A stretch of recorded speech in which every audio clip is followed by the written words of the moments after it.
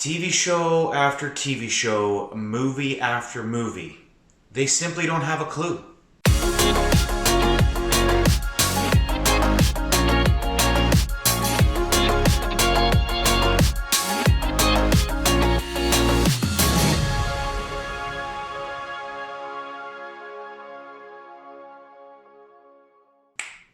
Okay, here's the deal. There are plenty of TV shows, movies, all sorts of things out there that are wrong. And I mean, in the grand scheme of things, who cares? They're just movies, they're entertainment, whatever. But to the car people out there, there's a bigger issue here.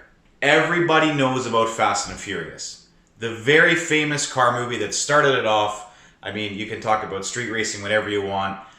I'll talk about that kind of stuff in the next episode. There's famously an error at the first opening scenes of the movie that everyone talks about. Brian gets a message on his laptop. Shut up! Which, okay, who's running a laptop unless you're test and tuning? Who's running a laptop in the car during a race? Wait. But no, I'm serious. Who does that? No one. The point is, why would your manifold pressure have anything to do with your floor pan? Okay? He gets a message on the screen and basically, boom, floor falls away. Ooh, dramatic. Has nothing to do with the message. Okay, you know what? That's just nitpicking. If you're an actual car person, the engine that they show in the car itself isn't actually the turbocharged version T4 turbo in the Eclipse. It's the non-turbocharged version. T4 turbo, T4 turbo, T4 turbo, T4 turbo. So it's actually even worse, but they called it a turbo, but it's not a turbo. No! Listen, that's an error.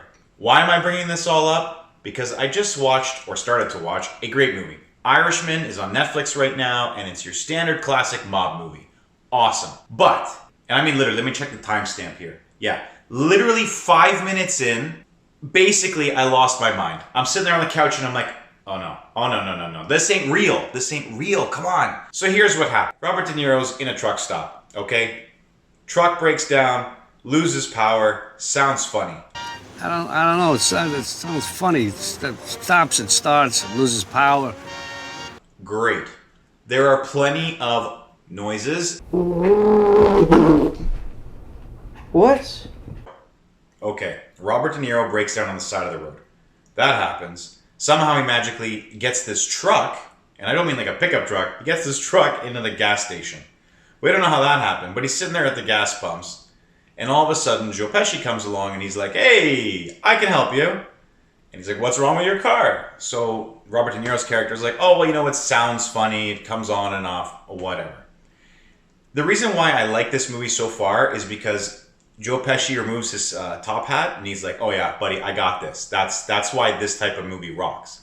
But that didn't piss me off. I enjoyed that part. What pissed me off is what happened next. He checks the spark plugs by doing this in the engine bay. Spark plugs are okay. To check a spark plug wire, yeah, sure, you can check if it's loose off the cap. I get that. But to actually check a spark plug, you have to unscrew it from the motor and look at it. So, yeah. Check this distributor cap's okay. Knock, knock, knock. Distributor cap's okay. Again, maybe it was loose, maybe something underneath was loose, but it would definitely take a second or two to crack open that cover and look at everything underneath. But you know.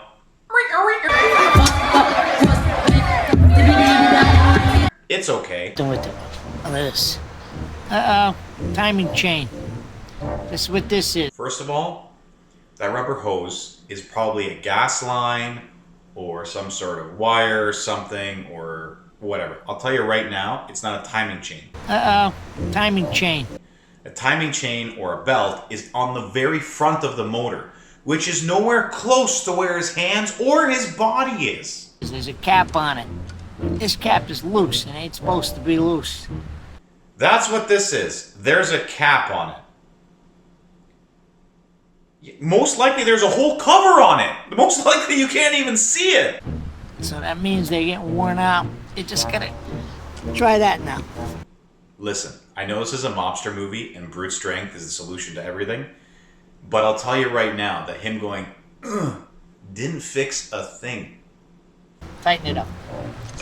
Oh, sorry. Robert De Niro had to tighten it up because that made the difference from the other side of the engine where the timing belt or chain is not. Movie magic, it starts. I tried to do a little bit of research on this because I didn't know at first if that truck even had a timing chain because timing belts are a lot more common. It doesn't matter. They were just in the wrong spot of the car talking about the wrong parts.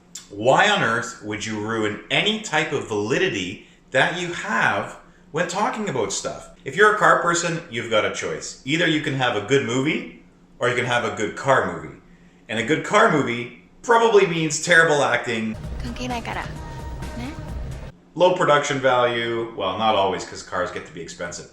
The point is you can have one or the other. But you can't have both apparently. And all it takes is someone consulting. In the end, basically the solution in car movies is always just throw a fucking hammer at it. If you like this one, hit the subscribe button. Remember, all gas, no brakes.